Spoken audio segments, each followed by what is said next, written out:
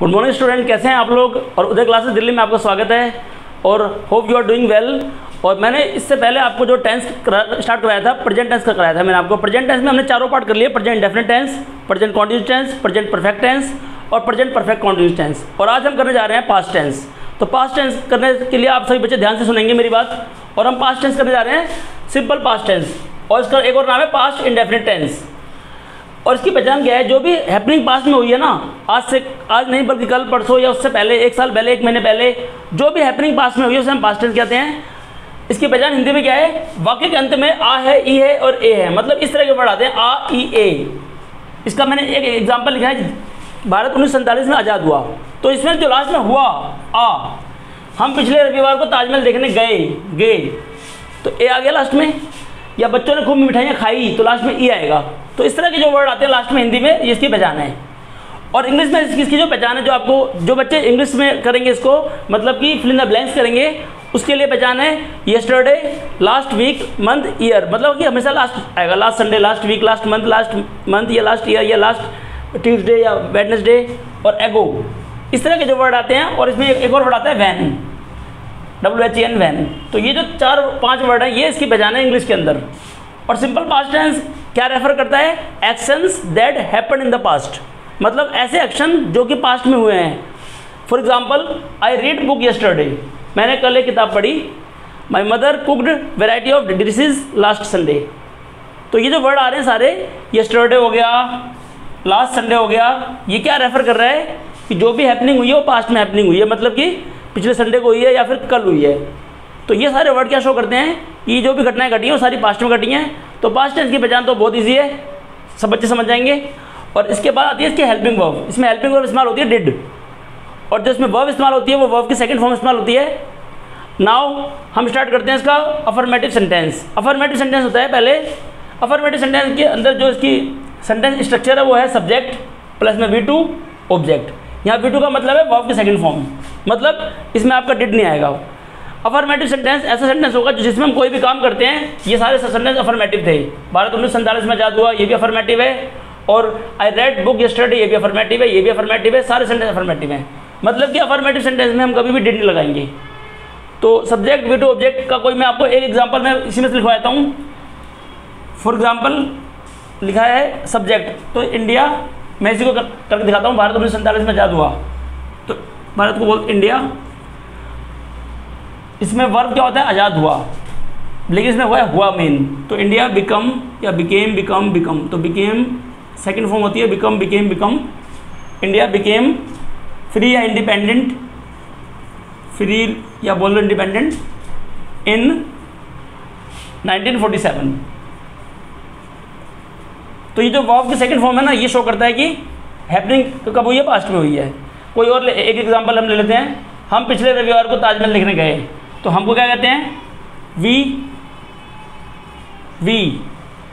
पिछले रविवार टाइम है तो हमेशा लास्ट में आएगा। देखने गए, तो इसका मतलब वर्ब क्या आएगी इसमें, visited.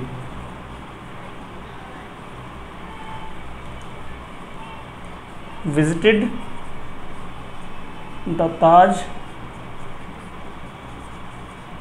Mahal, we visited the Taj Mahal. यहाँ पर वर्ब की सेकंड फॉर्म विजिटेड।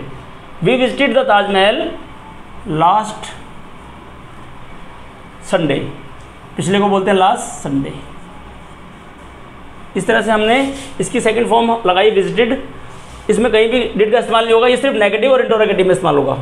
तो अफर्मेटिव सेंटेंस हमारा कंप्लीट होगा। इसी तरह से जितने भी बच्चे होंगे सारे अफर्मेटिव सेंटेंस में पहले हमेशा होगा सब्जेक्ट, सेकंड फॉर्म, ऑब्जेक्ट। लेकिन आपको जब फिल इन द ब्लैंक्स की फॉर्म में आएगा तो हमेशा आपको सिर्फ वहाँ पर फर्स्ट फॉर्म गिवन होगा। कैसे गिवन होगा, मैं आपको एक सेंटेंस बताता हूँ। आई गो स्कूल येस्टरडे। तो इस तरह का कोई अगर सेंटेंस मान लिया आ जाए तो यहाँ पर आपको ये देखना है, येस्टरडे को, इसको इससे देख के पता चलता है कि पास्ट टेंस है। और इसको देख के आपको हमेशा क्या लगाना है, गो की फॉर्म लगानी है सेकंड वेंट। तो आई वेंट स्कूल येस्टरडे। इस तरह से कोई और ले लूँ मैं, माई मदर, अगर ब्रैकेट में आ जाए cook delicious food last Monday. तो इस तरह से लास्ट वर्ड आ जाए या लास्ट वीक आ जाए, ये शो करता है कि पास्ट टेंस है, ये सिंपल पास्ट टेंस है ये। तो कुक की फॉर्म क्या होती है? कुकड। तो ये हमारा अफर्मेटिव सेंटेंस कंप्लीट हो गया। सबको सेकंड फॉर्म लगानी है इसके अंदर, हमेशा ध्यान रखना। तो अब हम कर रहे हैं नेगेटिव सेंटेंस। नेगेटिव सेंटेंस की जो सेंटेंस स्ट्रक्चर है वो है subject, did not, first form, object. इसका जो एग्जांपल 1 है, जैसे कि देखो यहाँ पर जब भी ब्रैकेट में नॉट प्लस फर्स्ट फॉर्म दिया होगा ना, तो आपको हमेशा ध्यान रखना है कि आपको डिड नॉट लगाना है, साथ में फर्स्ट फॉर्म लगाना है। As it is first form आ जाएगा। जैसे एग्जांपल लिखा है I dash not make any promise with you yesterday.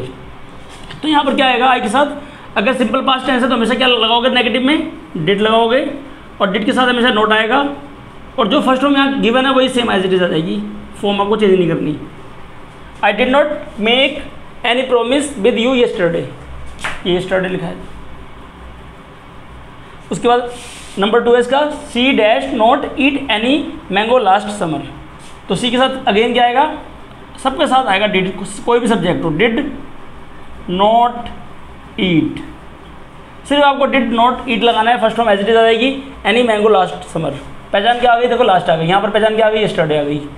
My father dash not return home last night. तो माई फादर के साथ भी क्या आएगा? डिड आएगा। डिड के साथ क्या आएगा? नॉट, और रिटर्न की फॉर्म एज इट इज आ जाएगी, रिटर्न। उसके बाद होम लास्ट नाइट। ये इस तरह से हमारे सारे सेंटेंस चल जाएंगे नेगेटिव के। अब आता है इंटरोगेटिव पे। इंटरोगेटिव सेंटेंस की जो सेंटेंस स्ट्रक्चर है वो है did, subject, first form, object. तो इसमें आपको जो ब्लैंक में फिल करना होता है डिड और एक फर्स्ट फॉर्म, इन दो को आपको ब्लैंक में फिल करना होता है। For example dash you dash complete your lesson. तो यहाँ पर कोई भी आपको ऊपर लिखा होगा सिंपल पास्ट टेंस, या अगर कुछ ना लिखा हो तो इसमें कोई ना कोई आइडेंटिटी दे रखी होगी। तो इसका मतलब यहाँ पर क्या आना चाहिए? हेल्पिंग वर्ब, इसके अकॉर्डिंग आना चाहिए डिड। डिड के साथ यू आ गया, उसकी फर्स्ट फॉर्म कौन सी आएगी? कंप्लीट, एज इट इज आ जाएगी कंप्लीट फॉर्म। उसके बाद योर लेसन। वैन के साथ भी क्या आएगा?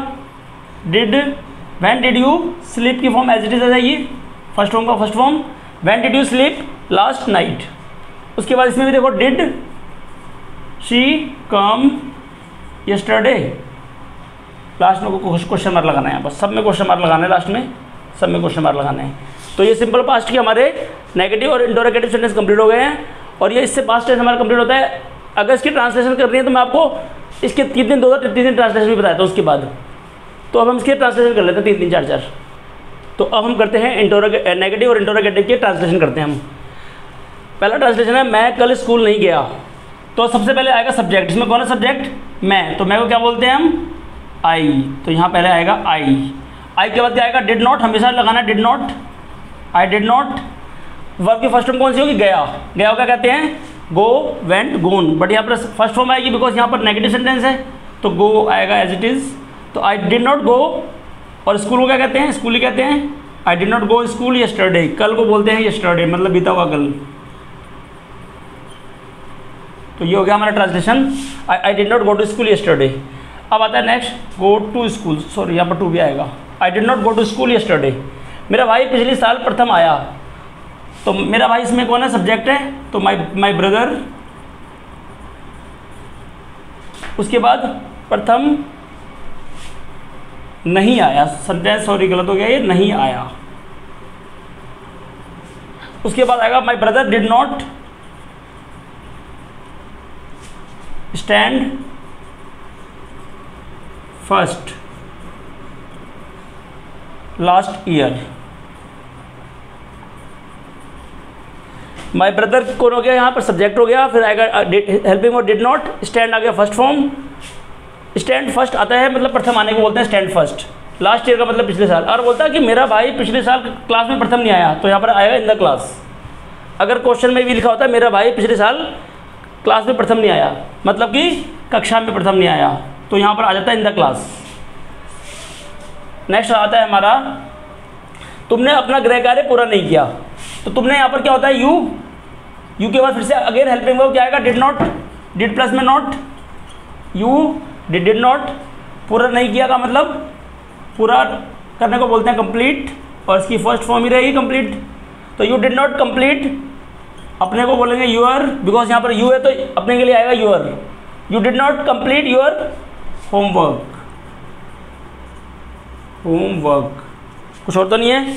तुमने अपना गृह कार्य पूरा नहीं किया, या कल पूरा नहीं किया तो आ जाता यस्टरडे, या तुमने लास्ट वीक नहीं किया तो लास्ट वीक आ जाता। बट इसमें कोई आपको टाइम नहीं दे रखा, इसलिए टाइम नहीं आएगा इसके अंदर। तो ये आ गया तुम्हारा नेगेटिव सेंटेंस। उसके बाद आता है तुम्हारा इंटरोगेटिव सेंटेंस। इंटरोगेटिव में फिर आपको लिखा था did subject first form object. तो इसके अंदर पहले क्या आएगा, हमेशा डिड। तो हमेशा स्टार्टिंग में आपको लगाना है हमेशा डिड। क्या तुम कल सुबह गए थे, क्या तुम कल सुबह स्कूल गए थे, तो डिड तुमको क्या कहते हैं, यू। डिड यू, जाने को क्या कहते हैं, गए थे को गो, क्योंकि फर्स्ट फॉर्म आएगी यहाँ पर भी। तो did you go school, object आ गया, ऑब्जेक्ट आ गया। उसके बाद टाइम के लिए हमेशा क्या आता है, यस्टरडे कल। कोई काम कल हुआ है तो यस्टरडे लास्ट में आएगा हमेशा, क्वेश्चन मार्क लगा देना। क्या तुमने कल अंग्रेजी की खूब पढ़ाई की, तो क्या उसने, तो अगेन डिड। अभी उसने कौन हो सकता है, लड़का भी हो सकता है, कोई भी हो सकता है, बॉय भी, गर्ल भी। तो डिड शी या डिड ही, तो डिड ही भी आ सकता है, डिड शी भी आ सकता है। तो did she study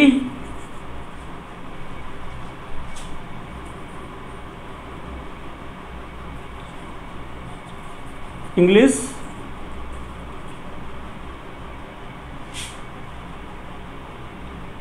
whole heartedly,